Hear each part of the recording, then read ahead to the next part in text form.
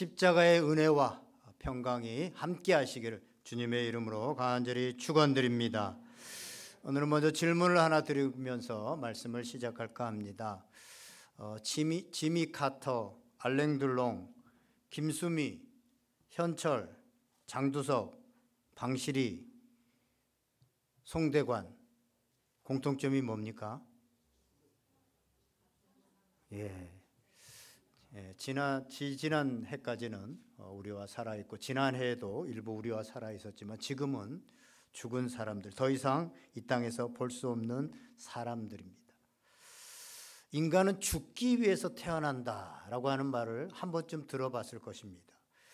이 말은 우리가 지금 하루하루 살아간다는 것은 실은 하루하루 죽어가고 있음을 의미합니다. 여러분, 지난 일주일 동안 얼마나 많은 일을 했습니까? 얼마나 많은 돈을 벌고 얼마나 많은 업적을 세웠습니까? 그러나 여러분, 잊지 마시기 바랍니다. 내가 지난 일주일을 살았다는 것은 일주일만큼 죽었다는 것을 의미합니다. 일주일만큼 나는 어쨌든 죽음이 더 가까이 왔다라고 하는 것입니다. 그런 의미에서 산다는 것은 죽는 것입니다. 일주일을 살았다는 것은 일주일을 죽었잖아요. 그러면 반대로 말을 하면 죽는다는 것은 일주일을 죽었다라고 하는 것은 일주일을 산 것입니다. 사는 것이 죽는 것인데, 그렇다면 우리는 무엇을 먼저 받아들이고, 어차피 일주일에서 하루의 삶은 죽는 것과 사는 것이 함께 어울려져 있는, 죽는 것이기도 하고 사는 것이기도 합니다. 그렇다고 한다면 우리가 무엇을 먼저 중심에 두고 무엇을 우선순위에 두고 살아가느냐에 따라서 그 사람의 삶은 사는 것이 되어질 수도 있고 죽는 것이 되어질 수도 있습니다. 일주일만큼 죽은 사람이 있고 일주일만큼 살아낸 사람이 있다고 하는 사실입니다.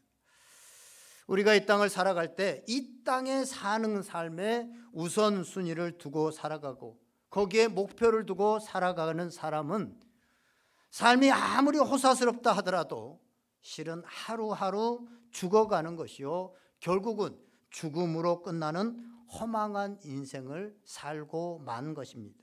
그러나 먼저 우리가 죽음을 생각하고 하루하루 그 죽음으로 살아가는 사람은 그 삶이 아무리 초라해 보여도 그 사람의 삶은 매일매일을 살아낸 것이고 산 것입니다.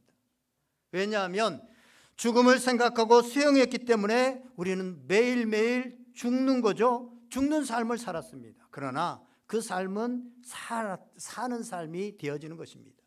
말의 유의 같지만 이건 우리가 어떻게 생각하느냐에 따라서 우리의 인생이 굉장히 달라집니다.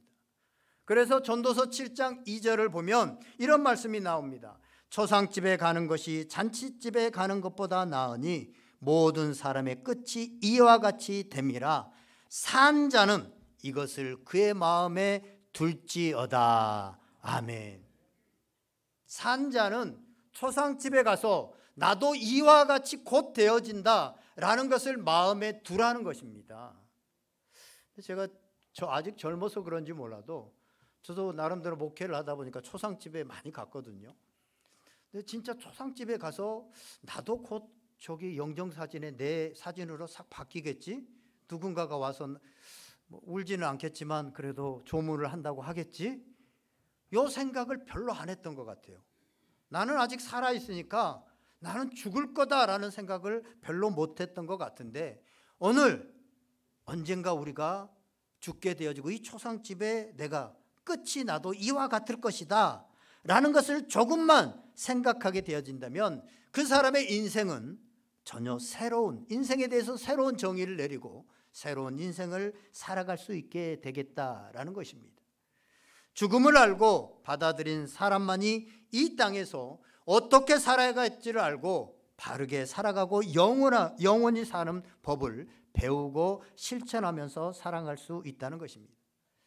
그런데 안타까운 것은요, 이 세상의 모든 교육은 이 땅에서 사는 거에만 초점이 맞춰져 있습니다. 어떻게 하면 이 땅에서 잘 먹고 잘 살고 어떻게 하면 이 땅에 풍요를 누리고 살아갈 수 있느냐만 모든 것이 맞춰져 있어서 거기에 대한 지식과 정보만을 제공합니다.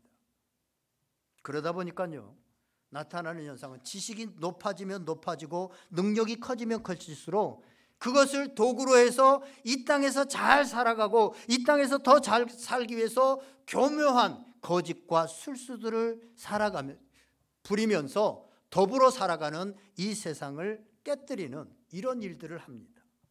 여러분들, 더불어 살아가는 이 세상을 깨뜨리는, 정의를 깨뜨리는 이런 사람들, 질밟는 사람들을 대부분 보세요. 그 사람들은 많이 배웠다고 하는 똑똑한 사람들입니다. 자연의 법칙과 우주의 원리를 터득하고 그 원리에 그냥 순응해서 바람이 세게 불면 바다에 나가지 않고 비가 너무 많이 내리면 밭에 나가지 않는 그런 농부들이나 어부들은 절대로 이 사회를 허물어뜨리고 정의를 무너뜨리고 사람을 죽이려고 하지 않습니다. 육체가 흙으로 와서 흙으로 돌아간다는 것을 깨닫는 사람, 그 사람들은 영혼을 깨뜨리는 삶을 살아가지 않습니다. 지금 우리가 사순절 기간을 보내고 있습니다만, 사순절 제일 첫 번째 재수요일에는, 지난주 수요일이죠, 재수요일이라는 수요일이 있습니다. 그때 행하는 기독교의 의식은 뭐냐? 나무를 태운, 감람나무 같은 것을 태워가지고 그 재를 가지고 이마에다가 이렇게 십자가로 한 명 한 명 새겨주는 겁니다. 제가 이 재수요일을 안 하는 교회들도 많이 있거든요. 그런데 저는 꼭 해보고 싶은데 지난 수요일에 할까라고 하다가 그냥 또 넘어갔습니다. 다음 재수요일에는 한 번쯤 해볼까 하는 생각을 지금 하고 있습니다. 그러면서 한 명 한 명 그 재를 묻혀서 이마에다 십자가를 발라주면서 십자가를 그려주면서 하는 얘기가 뭐냐 하면, 너는 흙이니 흙으로 돌아갈지니라 라고 하는 말을 해줍니다. 우리가 흙으로 돌아갈 존재다, 이 땅의 삶이 죄로 인해서 유한하다 라고 하는 것을 깨달은 사람은 그 인생을 새롭게 살아가기 때문에 그렇습니다. 오늘 본문을 보면 죽은 나사로가 살아났습니다. 기적이 일어난 거죠. 그런데 기적, 이적, 그 이유가 더 중요하다는 것입니다. 죽은 자가 살아났습니다. 그것도 그냥 잠깐 기절했다 살아난 것이 아니라 죽어서 나흘이나 무덤에 있어서 시체가 썩은 그 시체가 살아나가지고 배로 동여맨 그 상태로 살아서 걸어왔습니다. 그러면 당연히 예수님을 믿는 것이 당연한 겁니다. 오늘 예수께서 하신 일을 본 많은 유대인들이 믿었습니다. 나흘이나 지나서 시체가 살아났는데 믿지 않고는 어떻게 됩니까? 죽음을 한 번이라도 생각해 본 사람들, 죽음을 진지하게 생각해 본 사람들은 죽어서 나흘이나 지난 이 사람이 살아난다고, 부활한다고? 예수님이 이미 나는 부활이요 생명이니 나를 믿는 자는 영원히 죽지 아니하리라 라고 하는 말씀을 이미 하셨습니다. 그리고 그 말씀들을 들었습니다. 그렇다고 본다면 예수님을 믿어야죠. 그런데 그래서 많은 사람들이 믿었습니다. 그런데 그 현장을 목격한 어떤 사람, 46절에 보니까 어떤 사람, 그 중에 어떤 자, someone, 어떤 사람, 그 사람은 예수님을 믿지 않았습니다. 어디를 가도 꼭 이런 사람들이 있습니다. 예수님이 사람을 살리는 것을 현장에서 보았다면, 살아나는 것을 보았다면 다른 사람들처럼 믿으면 됩니다. 그런데 이 사람은 믿지를 못합니다. 왜 그렇습니까? 대부분 두 가지 원인 때문에 그렇습니다. 하나는 상처 때문에 그렇습니다. 그냥 믿으면 되고 다 어울리면 되는데 상처가 있는 사람들은 믿지 못하고 어울리지 못하고 의심하게 되어지고 뒤로 물러나게 되어지고 딴짓을 합니다.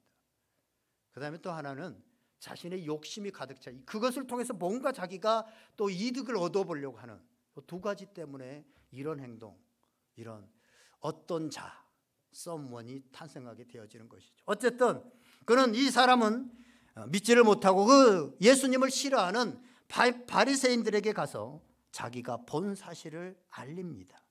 그랬더니 대제사장과 바리새인들이 보인 반응이 이렇습니다. 47절, 우리 다 같이 한번 읽어보겠습니다. 47절 시작.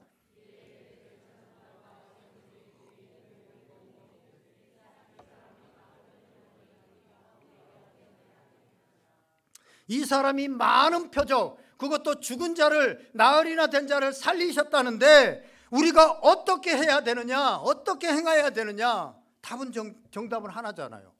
믿으면 되잖아요. 믿으면 되는 거 아니겠습니까? 어떻게 해야 됩니까? 어떻게 해야 되는가? 대답은 너무나도 간단한 거죠. 그런데 제사장들은요, 또 이 바리새인들은 무덤에서, 죽음에서 인간을 자유하게 하시는 그 예수 그리스도를 믿지 못합니다. 믿어야 되는데 그들도 믿어야 되잖아요. 왜냐하면 제사장들도 아무리 제사장이라도 죽을 거고 바리새인들도 아무리 그렇게 살아도 역시 죽을 것이기 때문에 그 죽음 이후에 이 부활, 이 생명이 있다는 것을 알면 믿어야 되는데 믿지 않습니다.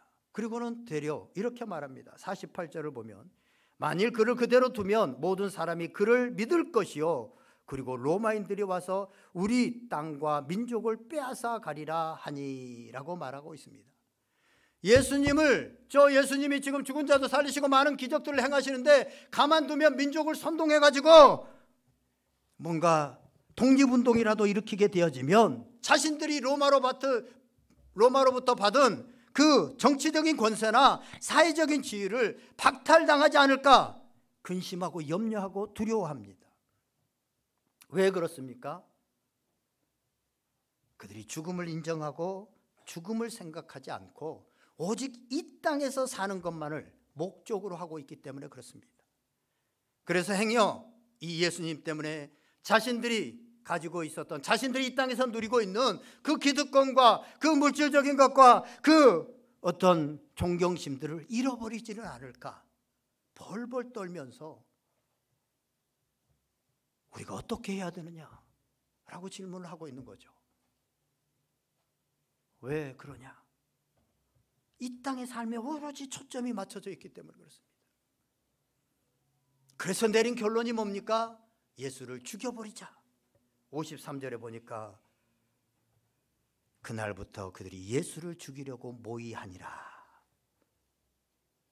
우리가 어떻게 해야 하느냐? 이 절대절명의 질문 앞에서 그들은 합심해서 예수 그리스도를 죽여버리자라는 걸로 답을 내립니다.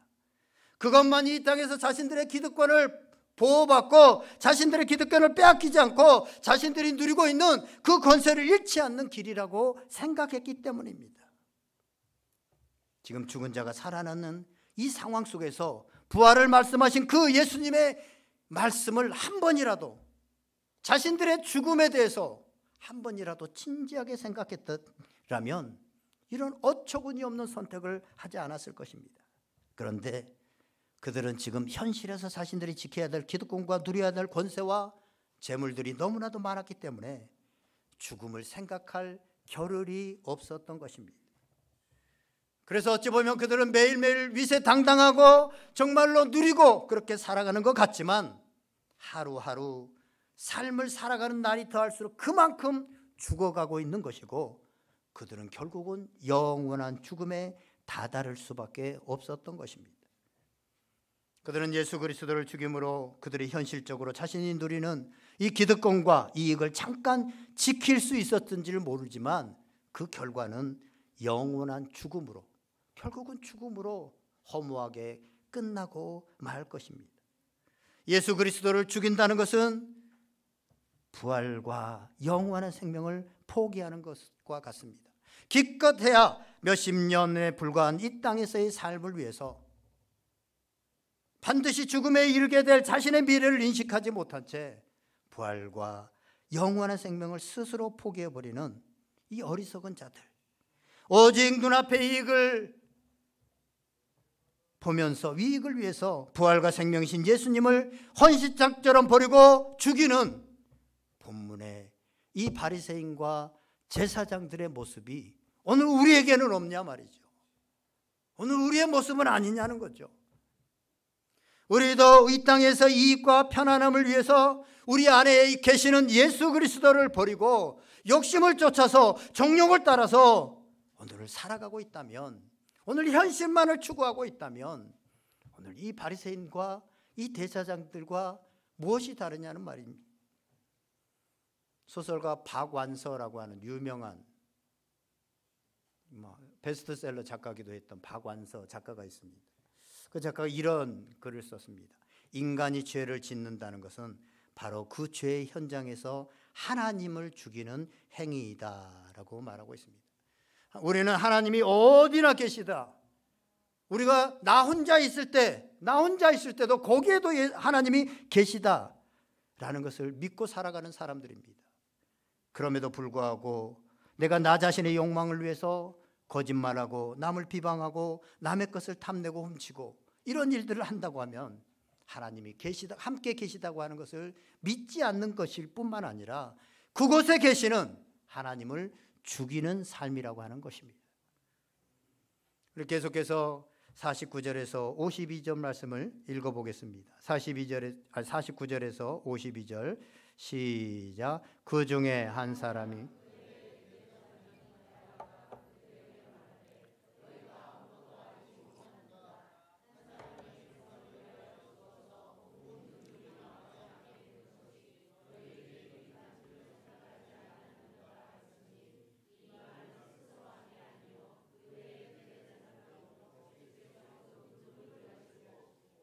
그 민족만 위할 뿐 아니라 흩어진 하나님의 자녀를 모아 하나가 되게 하기 위하여 죽으실 것을 미리 말함이러라. 아멘.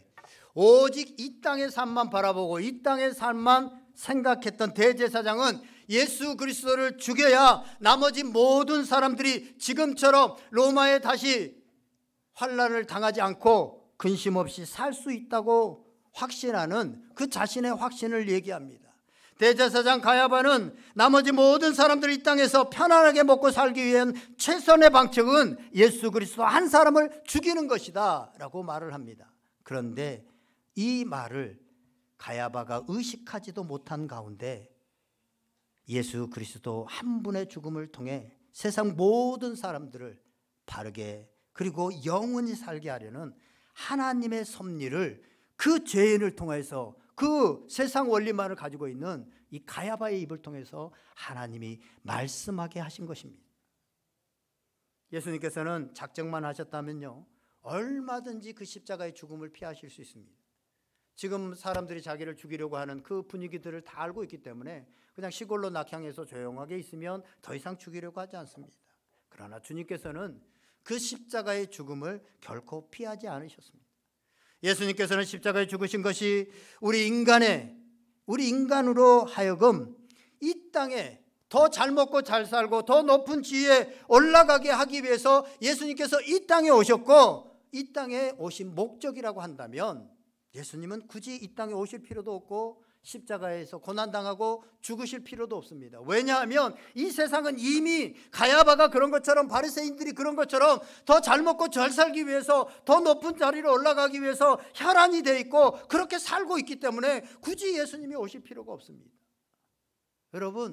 여러분이 예수 믿어서 더 잘 먹고 잘 살고 더 높은 자리로 올라가기 위한 거라면 굳이 예수님을 믿지 않아도 됩니다. 왜냐하면 세상 사람들도 다 이미 그렇게 살고 있고 그렇게 살고 있기 때문에 그렇습니다.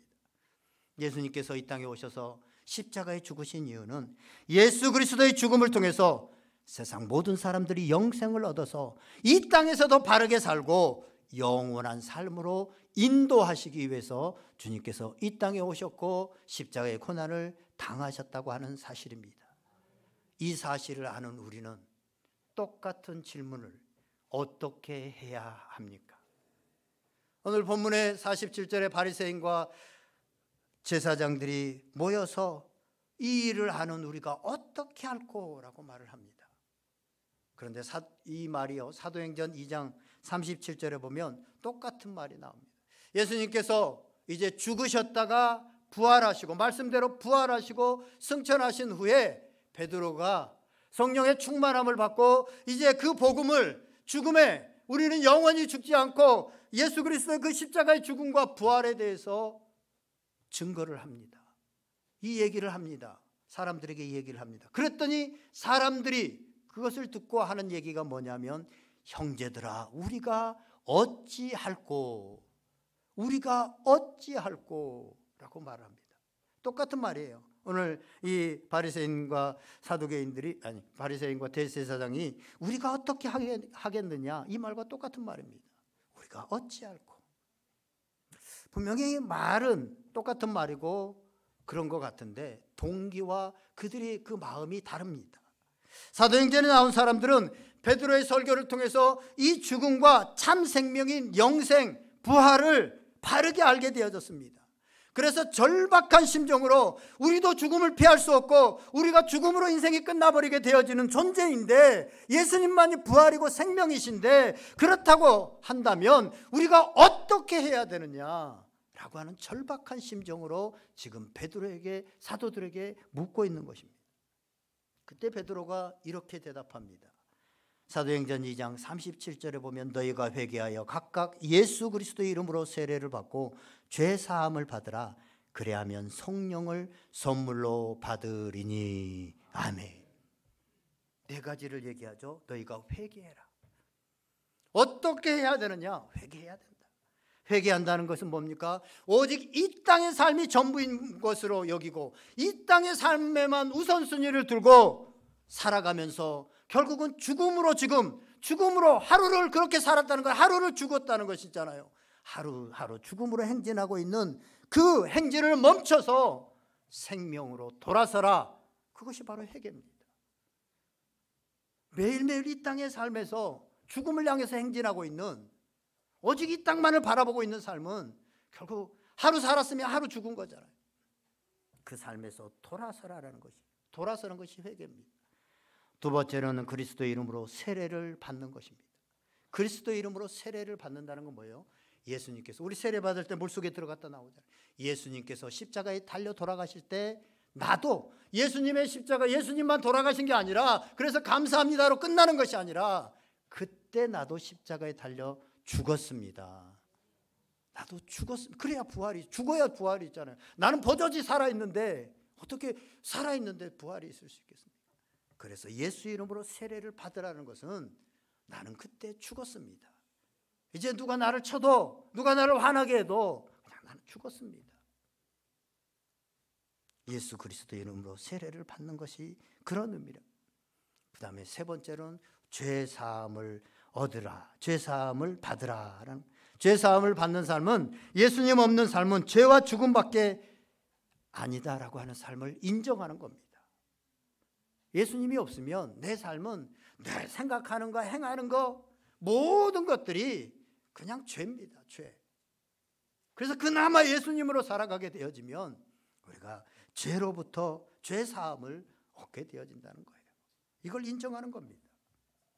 마지막, 성령을 선물로 받으리니. 성령으로 살아가, 회개하고 죽음의 행진에서 돌아서는 순간부터 성령님께서 영원한 생명으로 우리를 채워주시고 인도해 주신다는 겁니다. 그 성령의 인도하심을 받는 거예요. 다시 말씀드리지만 우리가 매일매일 산다는 것은 산 날만큼 죽은 것입니다. 그 죽은, 우리가 산 날이, 우리가 지금 살아온 삶이 여러분 살아있는 삶이었습니까? 죽은 삶이었습니까? 반면에 내가 날마다 죽고 예수 그리스도로 살아가는 삶은, 그것은 살아가는 삶이고 산 삶입니다. 그러기 위해서, 영생으로 살아가기 위해서 이 땅에서 죽음을 올바로 알고 수용하는 것이, 그러기 위해서 우리는 회개하고 각각 예수 그리스도의 이름으로 세례를 받아 죄사함을 얻으며 성령을 선물로 받는 삶, 즉 회개하고 예수 그리스도와 함께 죽고 성령으로 살아가는 삶, 그 삶이 하루하루를 살아내는 삶이고, 그것은 영원한 삶으로 우리가 죽음 이후에도 우리에게 이어지는 영생의 삶이라고 하는 사실입니다. 예전에 한국의 대표적인 재벌 총수가요, 이런 말을 했어요.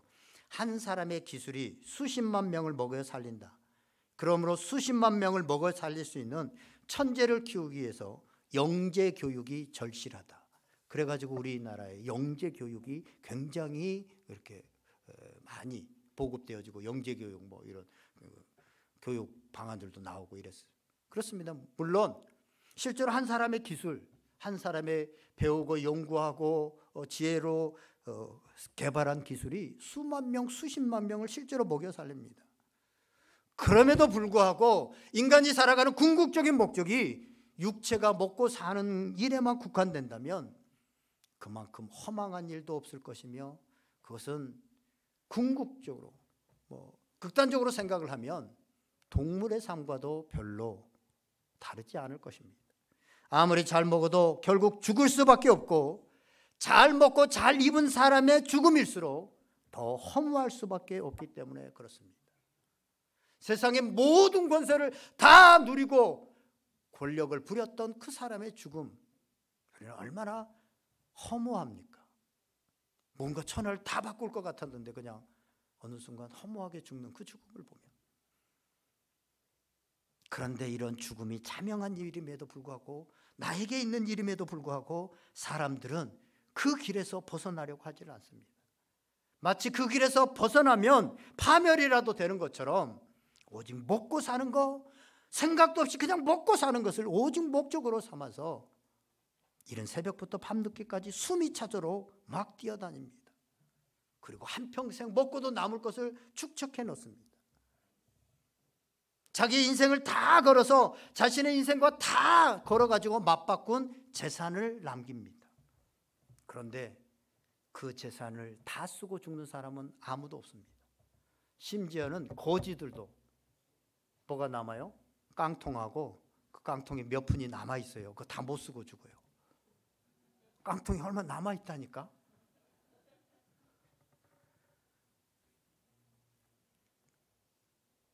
그런데 여러분, 그 번 돈, 내 인생 전체를 투자해갖고 그 번 돈, 유산, 그 유산이 자식을 해치고 형제간을 원수로 만드는 거 아십니까? 그래서 나온 말이 있습니다. 형제가 화목한 집은 부모가 남긴 유산이 없는 집이다. 우리나라의 대기업을 한 그 자녀들 보세요. 서로 연락도 안 하고, 한때 막 현대가에 막, 저도 한때 현대에 몸담았잖아요. 서로 이렇게, 아마 지금도 연락도 안 하고 있을 거예요. 모르긴 하지만 자녀들이 그것 때문에 일을 안 해요. 예전에 그 어떤 불교 방송을 보는데요. 아니, 목사님 무슨 불교 방송? 근데 한 번씩 봐요. 저분들은 뭐라고 말하느냐. 그랬는데 그 유명한 스님, 이름을 제가 잊어버린, 법륜 스님인가 뭐 이렇게 강연하는데요. 어떤 한 어머니가 완전 안타까운 심정으로, 우리 자식이 일을 안 해요. 대학도 유학까지 보내가지고 미국에서 좋은 학위도 따오고 뭐 엄청 능력자인데, 스펙이 대단한데 일을 하는데, 어디 회사 좀 들어가면 진짜 좋은 회사에 그것도 뭐 좀 백을 써가지고 들여보내놓으면 한두 달 다니다가 안 다닌다고 그냥 온대요. 그리고 엄마한테 돈 달라고 그런대요. 결혼을 했는데도 돈 달라고 그런대. 이거 어떻게 해야 되냐고. 진짜 힘든. 그러니까 그 법륜 그 스님이 간단하게 얘기를 하더라고요. 못 고칩니다. 다 부모한테 주든지 그 자식한테 주든지 부모가 없든지 다 사회 기부해가지고. 왜냐하면 자식은 안다는 거예요. 쉽게 돈 버는 방법을 아는데 회사에 가면 고생하고 뭐라고 소리 듣고 엄청 힘들어서 돈 벌어야 되는데, 엄마한테 달라고 하면 엄마 엄청 많은데, 쉬운 방법을 아는데 왜 그 고생을 자식이 하냐는 거죠. 그러니까 뭐 안 된다는 거예요. 그 사람 딱 한 사람한테 돈이 없든지 아니면 다 주든지 둘 중에 하나입니다. 안 됩니다. 야, 너 그 얘기를 들으면서 엄청 명쾌했어요. 그거 다 모아놓고 이만큼 가지고 있으면서 그거 안 주려고 막 이렇게 자식을 어떻게, 안 된다는 거예요. 자식 다 안다는 거예요. 쉬운 방법이 있는데 왜 어렵게 살는다는 거죠. 자식들도 다 머리가 있는데, 더 똑똑한데. 오히려 내가 평생에 받았던 그 유산이 자식들을 해칠 수 있다는 거예요. 내가 성공으로 얻은 자신의 그 소유가 언젠가 누구에게 내가 사랑하는 사람을 해치고 다른 그 사랑하는 사람의 인생을 오히려 망치는 것이 될 수도 있다는 거예요. 그래서 오직 더 많이 가지고 모으기 위해서 세운 내 계획들이 어긋나서 실패한 인생, 좀 못 가진 인생, 그렇게 살아가고 있다면 그것이 은총일 수 있습니다. 세상에 가진 것이 없는 지금이야말로 오로지 오히려 예수님의 발자취를 따라 살기로 삶의 목적을 새롭게 설정할 수 있는 절호의 기회가 되기 때문에 그렇습니다. 우리가 바리새인처럼 오늘 대제사장들처럼 이미 가지고 있는 기득권이 많고 이미 가지고 있는 내가 누릴 수 있는 것이 너무나도 많으면 이 삶으로 전환하는 것이 힘듭니다. 포기하는 것이 힘들어요. 그런데 내가 그런 것이 없고 이미 다 내 계획과 내 뜻대로 나는 성공하고 싶고 많은 것을 가지고 싶었는데 그렇지 못하고 60, 70의 인생이 되어져 버렸다면 지금이 오히려 기회입니다. 잃을 것도 없잖아요. 새롭게 내 삶의 목적을, 새로운 방향을 설정할 수 있는 절호의 기회라는 것입니다. 인간이 육신을 입고 이 땅의 것만 위해서 사는 한, 그렇게 살면 우리 그때 좋은 기술과 능력으로 수많은 먹여 살리는 한 사람이 되는 것도 참 귀한 일입니다. 그러나 인간의 삶의 궁극적인 목적이 그것이 되어서는 안 된다는 거예요. 왜냐하면 이 땅의 삶이 끝이 아니기 때문에 다시 살아날 것이기 때문에 그렇다고 하는 사실입니다.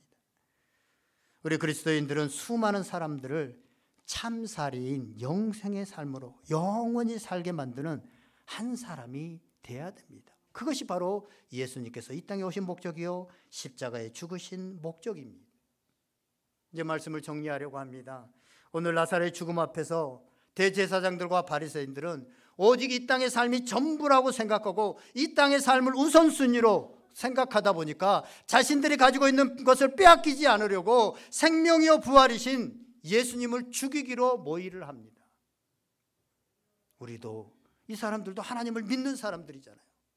우리도 예수님을 믿노라 하면서도 여전히 이 세상이 전부인 사람들처럼 더 잘 먹고 더 잘 살기 위해서, 내가 더 높아지기 위해서, 나의 자존심이 상하지 않기 위해서 그렇게만 살아가고 있다고 한다면, 영생의 삶을 생각하지 않고 있다면 그것은 예수님을 버리는 삶, 더 나아가서 예수님을 죽이는 삶입니다.